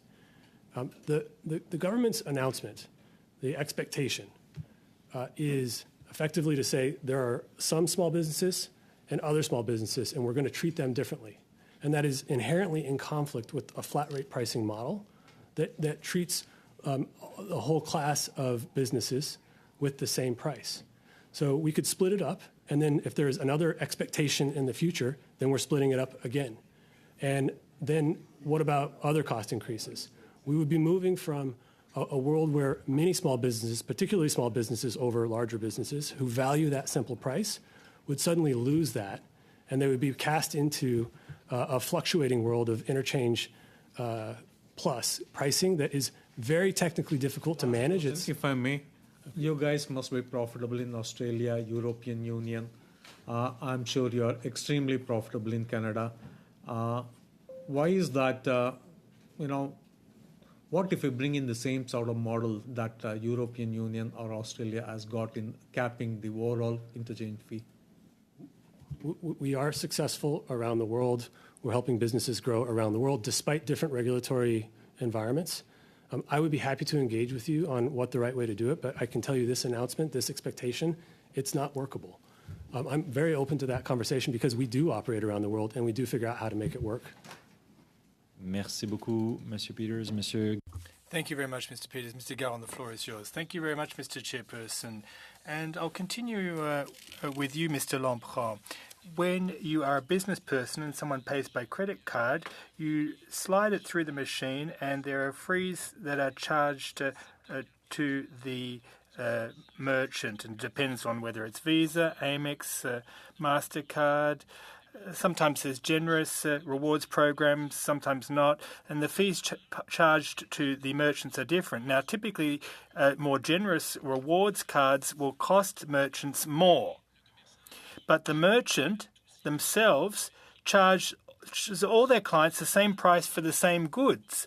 So that means that poorer people with cards that aren't premium cards end up funding the trips, the free flights, the hotels, paid out of points for more wealthy people. Now, we're not against rewards programs per se, but that strikes me as being a regressive practice. Now, what we suggest to the folks from MasterCard who appeared before us is, why don't you just put it on the bill? What the fee structure is. Just like we put the HST, the GST, other taxes. Look, here's what you're paying for. You're paying for people's air miles on top of the taxes, and here's why you're paying for them. A breakdown. And that way, merchants could then adjust the fees that they charge customers so the customers who's getting free trips maybe pay a little extra. Now, the folks from MasterCard told us that that would be a transparency operation and that it's already permitted and business people can already do this. And if they want to have a breakdown on their invoice, they can do so. I'm wondering how what MasterCard told us was what you guys thought about it. Does it already happen with some of your merchants? Is it permitted under your contracts? Or once again, is it just smoke and mirrors? If the system hurts those who are less well off, well, that it's the problem of retailers and not the fault of credit cards. Response. Well, thank you very much, Mr. Gowan. You basically summed up our second proposal that I read out in our opening remarks earlier, and I'll reiterate it for everyone's benefit. We're calling on the federal government to apply the principle of user pays for enhanced transparency regarding the marketing and programs of credit cards and banks. Basically, it amounts to that. We'd like greater transparency across the board. Yes, there are businesses that already have this breakdown on their bills, but we'd like it to become habitual, that any consumer can walk into a shop, see the breakdown on the bill. Well, now listen, I don't have much time, so I'd like to ask you a last follow-up question. It's my understanding that even though a business person can do this, if they're the only ones that are going to do it, they're going to maybe alienate customers, and they're going to be told by their customers that it's not pleasant, they don't like it, so they won't do it. And basically, let me generalize here, it maybe needs to be the subject of regulation. Transparency doesn't normally come out in the market in and of itself organically. Often regulations are applied. So do you think that if you flesh it out that way, I don't have an explicit proposal here to put on the table, but what do you think of that logic? I think that basically no one's putting this breakdown on their bills, even though they're able to. You've hit the nail on the head, and that is why I said that the current system is completely unfair. I think that there should be consistency across the board. It would be a win-win situation for consumers, for retailers, for everyone. Thank you very much, Mr. Lempron. Mr. Massé, 2.5 minutes, please. Thank you, Mr. Chair.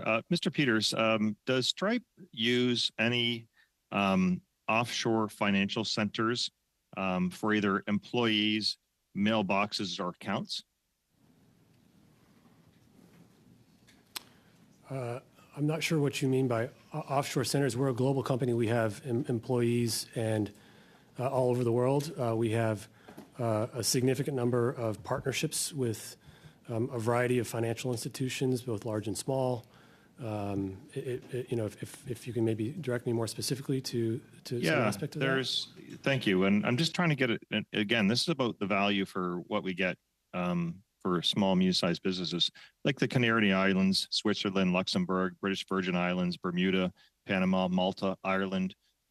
These are offshore financial centers that provide tax benefits that are preferable versus a nation like Canada. So can you tell me what employees or systems are in place in those countries for Stripe? To be specific, I'd be happy to follow up with you. Some of those locations, I've never heard of anyone being there or us having any operations. We are headquartered in South San Francisco, actually double headquartered in Dublin and South San Francisco. Our founders are Irish. A significant number of our employees are based in Ireland. We have offices in London, like I said, Toronto, a few spots in the United States, Latin America, South Asia, Eastern Asia, and it's usually tied to the businesses that we're trying to serve in those regions. Okay, well, I appreciate that. And Dublin, of course, is Ireland, and Ireland has favorable tax preferences for corporations to move money. This is part of what we're doing here at our committee, is to evaluate the value and the cost of the Canadian economy for the uses of services. Thank you, Mr. Chair. Thank you, Mr. Massey. Mr. Perkins, I believe the floor is yours. Thank you, Mr. Chair. And Mr. Peters, my questions again will be to you. I have served on board of an international retailer. I've served on board of financial institution, and I've served on the executive teams in those large organizations as well. So I know the role of a board, and the role of a board is not advisory. The role of the board is governance and final decision-making process. It is not advisory. So they are involved in the big decisions and approving or rejecting the big decisions of management on things. So it would be shocking to me that the Stripe board, which includes Mark Carney, the former governor of the Bank of Canada and financial economic advisor to the Prime Minister of Canada, would make a decision about not complying with the Government of Canada without a board discussion. So you're telling me you're not aware that that's happened? We are complying with every obligation we have. We're talking about an expectation in this case. We have met that expectation by passing through the reduction. The decisions in this regard were management level decisions. The board was not involved. So when you're on a board, the compensation is pay. The compensation is shares, options, director share units, a whole bunch of share-based equity things. In fact, it's a requirement for that. Are you aware, MP Rempel-Garner asked you this, I think, or MP Patzer did, are you aware of what any of those compensation packages are? I'm afraid not. Well, I think perhaps it would be helpful, since you're based in Washington and you're dealing with that lobbying too, for you and for this committee to know what it is. So I will ask you to please table the board compensation packages by director with this committee, please. So I'll move on to my next question. So Mr. Pastor touched on this, and you have pricing, you like this fixed pricing, but it's not fixed globally. It's different pricing in different countries, and the pricing seems to be quite high here compared to the United States. So Mark Carney sits on your board. You derive probably a huge amount of your revenue, although we don't know that, from the United States. And you offer a significantly lower rate in the United States, both on the percentage fee, 2.7% versus 2.9% in Canada, and on the fixed transaction fee of 5 cents versus 30. That's quite a difference. Has Mark Carney ever suggested to Stripe's management that you shouldn't charge more in Canada than the United States? Well, the fact that our price is different in different jurisdictions reflects a number of matters. It reflects there might be a different regulatory environment. The actual network cost might be lower. And in many of the markets that you're mentioning, like I said earlier in my opening remarks, 80 to 90% of the fees that we charge go to the issuing bank. Much of that is out of our control. So I wouldn't want you to think that our pricing is just what we say it is in any given market because we deem it to be that. It's 0.5% in Europe because that's legislated. It's 2.9% in Canada. It's 2.7% in the U.S. It appears that Carbon Tax Carney's on a board of a company that seems to think it's better to rip off Canadians and charge higher fees in Canada than it does in the United States or Europe.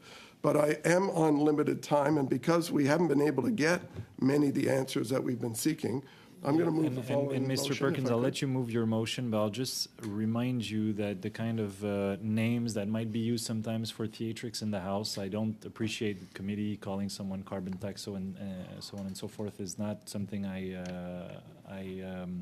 entertain. I want to entertain at this committee, so please be mindful of that in the future. And now I'll let you move your motion. Well, it just rolls off the tongue so easily now. So I'll move the following motion if I could. I'm sure there are. I'd like to move the following motion, that given Stripe's unknown profit margins and its refusal to comply with the government's interchange fee reduction plan, the committee order the production of all Stripe board meeting minutes related to the Government of Canada's announcement to reduce credit card fees, balance sheets, cash flow statements, and income statements since March 2021, broken down by Canada and Stripe's global operations. Okay, so I believe, so the motion is pertinent to the study that we are studying right now. So I understand the clerk will circulate it. It's already done. Thank you, Madam Clerk. And yes, you can speak to it, and now I'll briefly suspend for members to... Before he speaks to it, though, can we suspend before he speaks to it? I usually will let the time to the person moving the motion to present it. Yes, Mr. Perkins. Yeah, it's been distributed, but the reason I've moved this motion is we have the financial advisor to the Prime Minister who has already announced he's going to run for public office for the Liberal Party, sitting on the board of Stripe.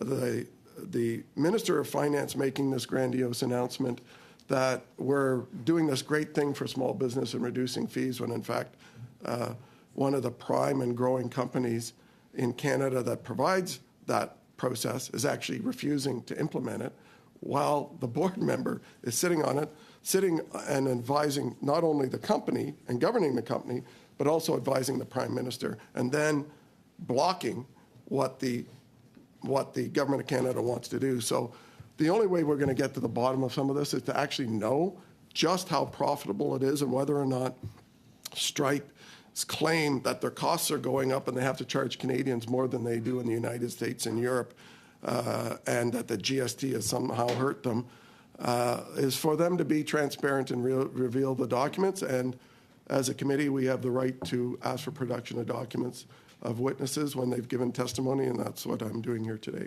And I hope my colleagues will support us on this. Okay, thank you, Mr. Perkins. I have Mr. Badaway. Just a quick, we're going to suspend for that, and I appreciate that, Rick.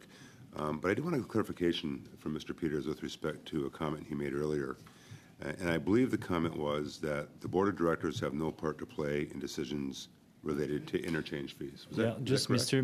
Badaway, we're not, we're debating a motion, so I don't think it's appropriate to ask questions to witnesses at this point. This is a committee matter, but you can highlight some of the testimony that so we are in debate for the motion right now? Well, yes, it's been moved, so we're debating the motion.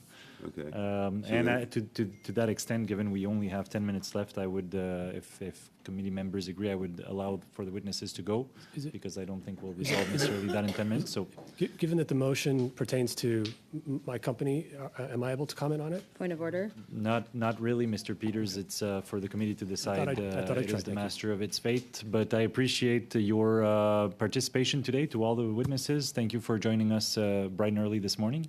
And you are dismissed, so to speak. And I appreciate, Mr. Peters, you've made some commitment to get back to the committee, so you can go through the clerk for that. And so now we're on the motion. What I would suggest, if we briefly suspend, say 2 minutes, for members to have the chance to read and consult, and get back to committee in, it's 10:06, so at 10:08. Meeting suspended.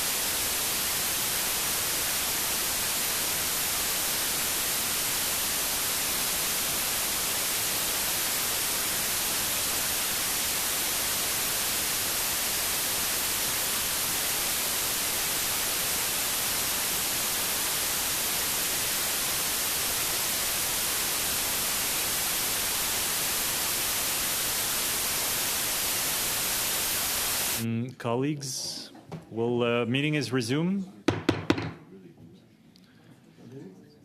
Colleagues, I'm looking at Liberals, and I think Mr. Garon, you wanted to, vous vouliez proposer quelque chose. You want to propose something, Mr. Garon, to do with the motion? Well, yes, Mr. Chairperson. Listen, this is a motion that, well, I'm not overly enthused by this motion. I'm not that blown away by it. But there is information that we need to find out about to better understand the market and to fine-tune our questions and our understanding of the issue. It does help in that regard. But the fact is that Stripe is an open company to a large extent, and yet it does have private and confidential information. Now, perhaps I could suggest to Mr. Perkins that he might move a friendly amendment to his motion so that we can consult that documentation in camera to get a better sense of what the market looks like. But look, here we're asking for a lot of things. It's very broad, and it's not 100% clear the way it's drafted that it will allow us to go about understanding how these fees affect various businesses more than others. And I think it would be courteous on the part of the committee that we ask for that to be in camera. But I don't want us to debate this for 2 hours. I defer to Mr. Perkins to see if he'd be prepared to entertain that proposal. MP area, but yeah, there's no such thing as a friendly amendment on a motion. But so, Je déposerai well, in that case, I'd move an amendment so that the documentation would be consulted in camera by the committee. Well, we understand what the thrust of the amendment is, and so we can now debate that. You haven't given us a specific wording, but at the end of the motion, we could add, for example, that the documentation will be only available to the committee when in camera. So is there a consensus? Specific amendment that Mr. Garon is proposing? Or then we're debating the amendment. I'm looking around the table. I see yays on the Liberal side and the Conservatives. And Brian, I don't want to forget you. You're virtual, but I see you nodding. So, okay, so the amendment is then passed, which brings us back to the motion as amended. And I had MP area and then Rempel-Garner. Mr. Chair, while I do appreciate partisan politics both in the Commons and in committee in its deliberation, this particular motion is too intrusive because if we start taking this route, then there's no limit up to which we can ask the private companies. Maybe it will start asking the details of the private companies, their own internal information, and it can. It's a slippery slope. It can come down to individuals too. So I think this is very intrusive. I don't think we should go ahead with this sort of, I will not call it witch hunting, but as I said, I do understand a bit of partisanship there, but we should never go this route, this too far. Okay, colleagues, I have MP Rempel-Garner, but it is 10:14, so I don't think, looking at the room, that there will be an agreement at this very meeting. So, I still have speakers, so I can put this to a vote until I've exhausted the list of speakers. What could be done is perhaps there could be some discussions amongst the parties if there is some agreement, or else we come back to it. You move it again, Mr. Perkins, with a bit more time to discuss it at another committee meeting, which of your choosing. So, MP Rempel-Garner, very briefly, because it's 10:15. Yes. Well, first of all, Chair, with regard to my colleague's comments, procedure of House of Commons, we can ask for any productions of anything. We are supreme in the body of doing that. Colleagues, for the record, I'd just like to say this. I agree, particularly as a conservative, that I support private industry doing private things. The reality is this company now has a board member that is running for the leadership of the Liberal Party while acting as an economic advisor, and we now have a material like their company rep just said that they were lobbying on this issue. So because the federal government has not put in place any screens for Mr. Carney, The company has said they have not put any screens for Mr. Carney. And now the company is saying, well, we don't know. Maybe there is a board issue. Maybe there's not. We're not entirely clear. I think it does behoove our committee to get to the bottom of this. I also think that it would probably behoove this committee to refer this matter to the lobbying commissioner at some point. But my colleague's amendment to look at this matter in private, I would support that.